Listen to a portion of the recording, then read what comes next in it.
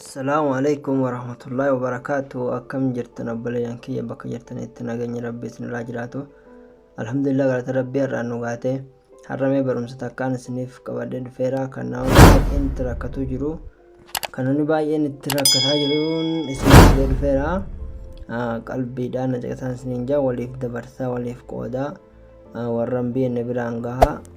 Har'a akkaataa imoo keessan namni yoo isin hordofuu jiraatte karaa ittiin beektan karaa ittiin akka jawwaalli kam isin hordofuu jiru yeroo kamitti akka irra bahee yeroo kamitti akka irraa bu'e sa'aa meeqatti akka si hordofuu jiru karaa beekuu barbaadduun dandeessuun har'a isinittiin agarsiisaa waliif qoodaa. Duraan imoo adii ture, imoo isa kana qaba ture duraanii isa kana qofa ture. Duraan kunumtiin qaba ture. Yeroo gabaabatti dhufee ture amma inni dabalataan dhufe imoo beettaanis abteetu waggaa godhattan sinii dhufaa jecha.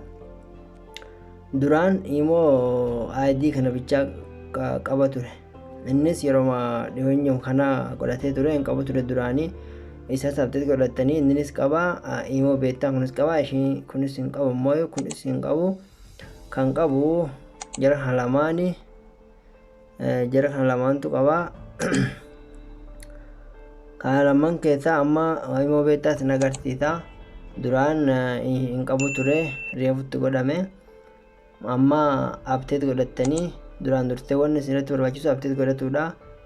Amma keessa isheenee akkaataa itti hordofamuun warra namoota isin hordofan ittiin agartan ammas nama kana ofirraa balleessuudhaaf irratti cufuudhaaf imoo keessan namni yeroo ammaa kana shari'aan gubateefaa namni duraan yoo itti fayyadamuu jiraate dhattee nama kanarraa imoo irratti hiitee ofii itti fayyadamuun baay'ee nama rakkisaa jira jecha. Namoonni keenya garri guddoo akkanarra jiranii animee kanan egaan shari'aa tana bitee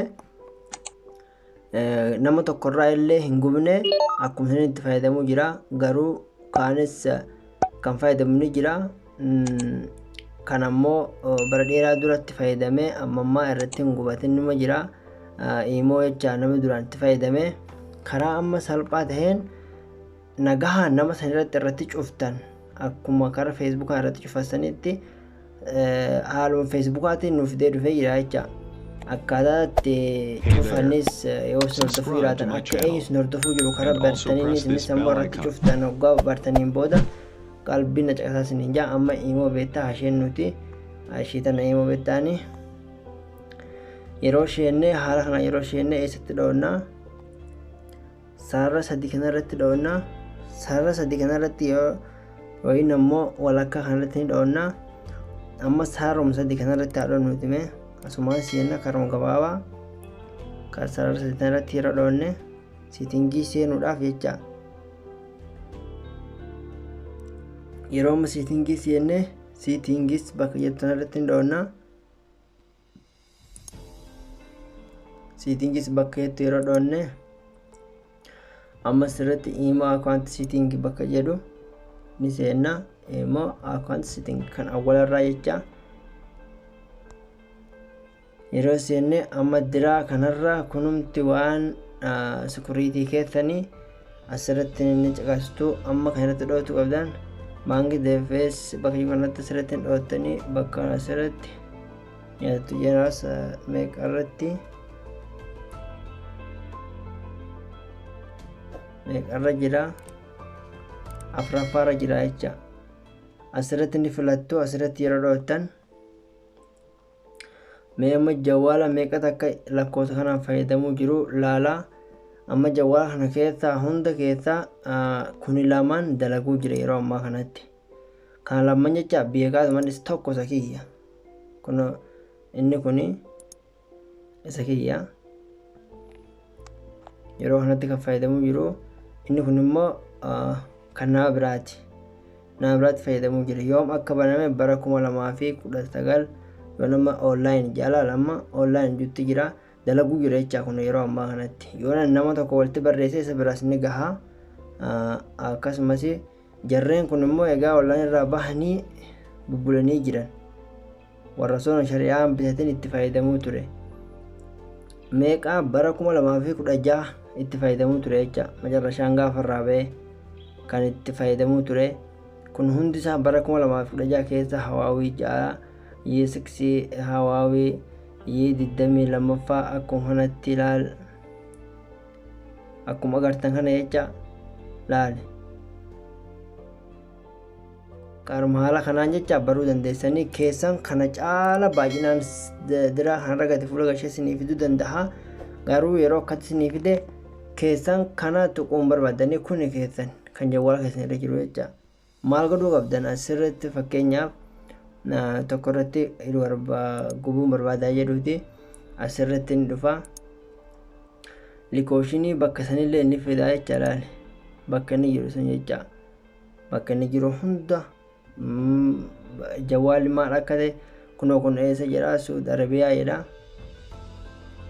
Saudi Arabiyaa akkuma arguu jirtan Saudi Arabiyaa jedha. Amma fakkeenyaaf asirratti gubuun barbaadaa jedhu dileet bakka jedhu kana dhoonna. Dileet bakka jedhu kana yeroo dhoonne dileet irratti yeroo seef goone maal nu gaafata. Amma yoonan okay jeen anarraa isinni cufataa gargalee isaa na gaafata jecha anas lakkoon jawwaala keessan irratti kan itti fayyadamuu jirtan san irratti jecha amma on okay jeen duubatti na deebisee indaganaa haaromsee anis nin banadhaan nama san irratti ni cufataa jecha haaluma kanaan kontaaktii ofirraa gootanii karaa basiixa taheen ofirraa gubuu dandeessanii jecha anamma jecha mee dileetaa godhu risaala na gaafata jecha amma dileeta hoggaannaan godha jee hoggaan jeen kun koodii na gaafata akkuma argaa jirtan kana nama san irrattis haaluma kanaan koodii gaafata isinii galee amma yeroo koodiin isinii dhufe kashaafa keessan irratti fudhattanii naqattanii shari'aa keessanitti yeroo dhufe naqattanii haaromfamee nama akka haala kanaan ofirraa gubuu dandeessanii namoonni garagaraa wal amanee lakkoonsa walii kennee banatee booda irratti gubuun rakkisaa taha. Yaani waa meeqatu nama qunnama gama kanaanii immoo faa lakkoonsumaa karatti fayyadamuun dhabeeffaa.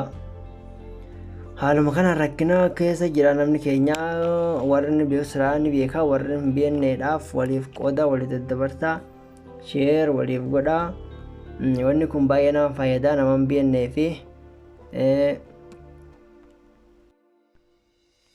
itti aansuudhaan liinkii Facebook irratti ergame tokko YouTube irraa fuudhamee gama Facebookatti liinkii ergame tokko namoonni garii akka dubbatutti keessa isheenuu dadhabne subscribe akka nu ta'uu didee jedhan san furmaanni isaa akkamuu godhan taa'ammoo furmaata isinitti agarsiisa.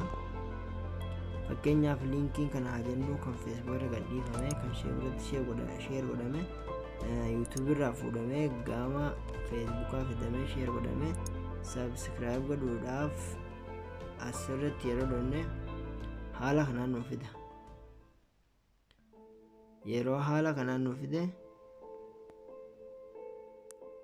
amma subscribe wannan godha jedhe een jedhu asirratti subscribe wannan godha jedhe een jedhu amma kunoo bakka na gaafatu numa laala kunoo email itti geessi yookaan lakkoofsa bilbilaa jedha waan garagaraa na gaafata jecha akkam godhuu qabna akka nuti jetee gara YouTube'itti nu gashee subscribe godhuu dandeenyu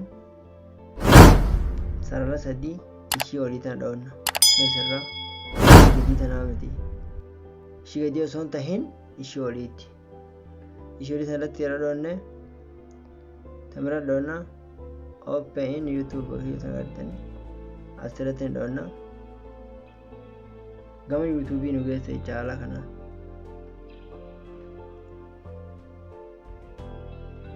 yeroo gama YouTube nu geessa haala kana yeroo fide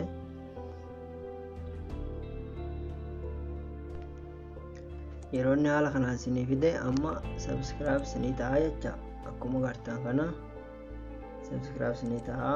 YouTube haaraa reefu baname subscribe akka gootan isin gaafadha obboleeyyan kiyya amma subscribe godhuudhaaf akkasuma gootanii walaarmii haala gootanii haala kanarratti godhatanii kalas wanta hin jiru haala kanaan subscribe godhuu dandeessanii jecha gara liinkii karaa Facebookaatti isinitti dhufe kan nama baay'ee rakkisu jiru garatanii rakkisu jira. Haala kanaan fayyadamuu dandeessanis hin jaa. Assalaamu alaikum warahmatullaahi wabarakaatu.